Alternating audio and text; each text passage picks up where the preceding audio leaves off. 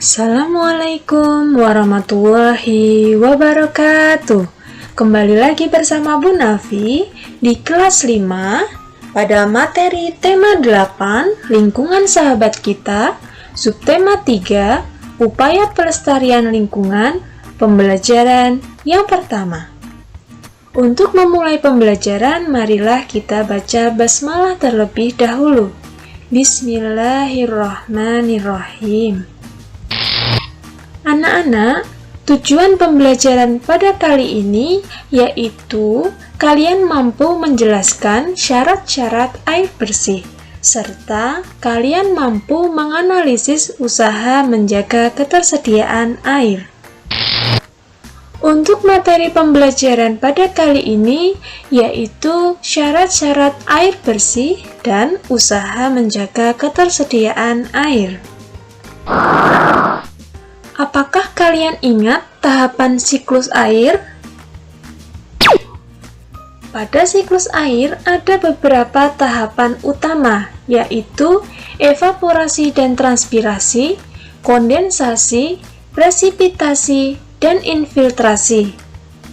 Evaporasi dan transpirasi adalah air yang ada di laut, daratan, sungai, tanaman, dan sebagainya menguap ke angkasa atau atmosfer dan menjadi awan.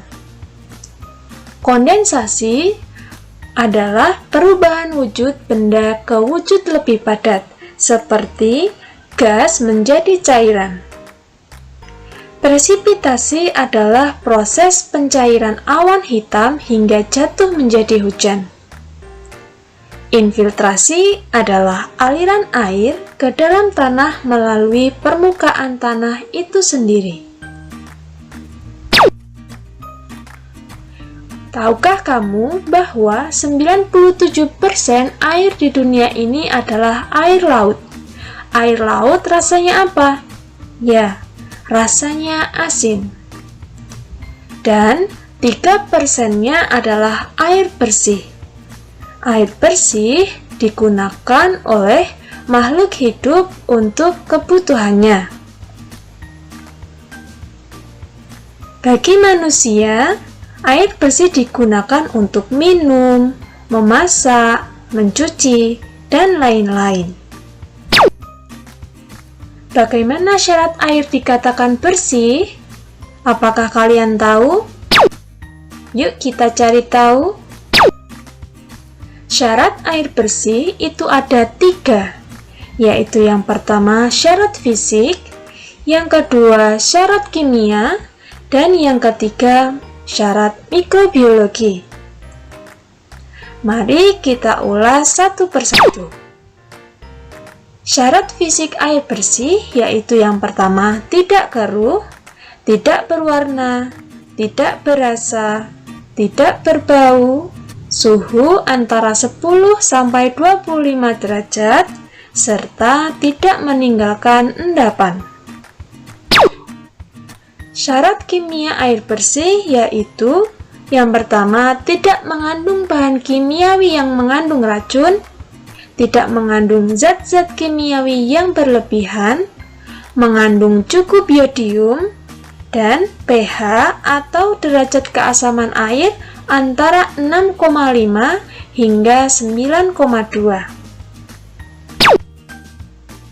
Untuk syarat mikrobiologi air bersih yaitu air tidak mengandung kuman-kuman penyakit seperti disentri, tipes, dan kolera. Coba perhatikan air di samping. Apa saja perbedaannya? Mari kita cari tahu. Perbedaan air bersih dan air kotor berdasarkan syarat fisik, kimia, dan mikrobiologi adalah sebagai berikut. Syarat fisik air bersih tidak berbau, tidak keruh, dan rasanya tawar. Sedangkan air kotor itu berbau, warnanya keruh, dan berasa jika diminum. Untuk syarat kimia air bersih, mengandung pH antara 6,5 hingga 9,2. Memiliki cukup yodium, zat-zat kimiawi tidak berlebihan, dan tidak mengandung bahan kimiawi yang mengandung racun. Sedangkan air kotor memiliki pH tinggi, kelebihan atau kekurangan yodium, zat-zat kimia berlebih, dan mengandung bahan kimia beracun. Untuk syarat mikrobiologi, air bersih tidak memiliki bakteri dan tidak memiliki kuman. Sedangkan air kotor telah terkontaminasi bakteri dan terkontaminasi oleh kuman. Tahukah kamu, kualitas air sangat mempengaruhi kehidupan makhluk hidup dan lingkungan di sekitarnya. Kita perlu memelihara kualitas air dan ketersediaan air dengan tepat. Apa saja yang bisa kita lakukan? Nah, berikut adalah cara memelihara kualitas dan ketersediaan air. Yang pertama, tidak membuang limbah atau sampah ke selokan, sungai, dan danau. Apabila ingin membuang limbah ke sungai, maka limbah tersebut harus diolah terlebih dahulu. Yang kedua, melakukan penghematan air. Menggunakan air secukupnya. Lalu melakukan reboisasi. Kegiatan reboisasi memiliki banyak manfaat. Salah satunya, apabila pohon-pohon yang sudah ditanam itu telah besar, pohon itu bisa menyerap air hujan dan menyimpan persediaan air bagi makhluk hidup, menyerap karbon dioksida dan menghasilkan oksigen. Pohon juga bisa menjadi tempat tinggal hewan. Akar pohon dapat mencegah erosi, serta pohon menurunkan suhu sehingga udara menjadi sejuk. Selanjutnya, membuat sumur resapan. Sumur resapan berfungsi sebagai tempat menampung air hujan yang jatuh di atas atap rumah atau daerah kedap air dan meresapkannya ke dalam tanah. Lalu, membuat lubang biopori yang ditujukan untuk mengatasi genangan air dengan cara meningkatkan daya resap air pada tanah. Masyarakat memerlukan air dalam jumlah yang sangat besar. Air yang akan digunakan diambil dari sungai-sungai terdekat atau sumber-sumber air lain seperti sumur. Air dari sungai dan sumber-sumber air dialirkan dan disimpan dalam tangki penampungan yang sangat besar. Tangki penampungan berisi air ditambahkan sejumlah kecil gas klorin untuk membunuh kuman berbahaya. Selanjutnya, air dipompa melalui pipa bawah tanah menuju ke rumah-rumah penduduk.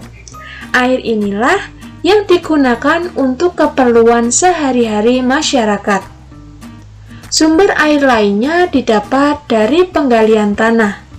Lubang penggalian ini dinamakan sumur. Masyarakat membuat sumur sebagai sumber air untuk keperluan sehari-hari. Dahulu, orang menggunakan timba untuk mengambil air dari sumur. Namun, sekarang kita dapat menggunakan pompa air bertenaga listrik. Dengan pompa itu, air dialirkan ke atas melalui pipa menuju ke bak penampungan air, kamar mandi, dapur, dan tempat-tempat lain di rumah. Alhamdulillah, pembelajaran pada kali ini telah selesai. Setelah ini kalian dapat mengerjakan LKPD yang telah disediakan oleh Bu Nafi. Tetap semangat dan semoga bermanfaat. Bu Nafi tutup. Wassalamualaikum warahmatullahi wabarakatuh.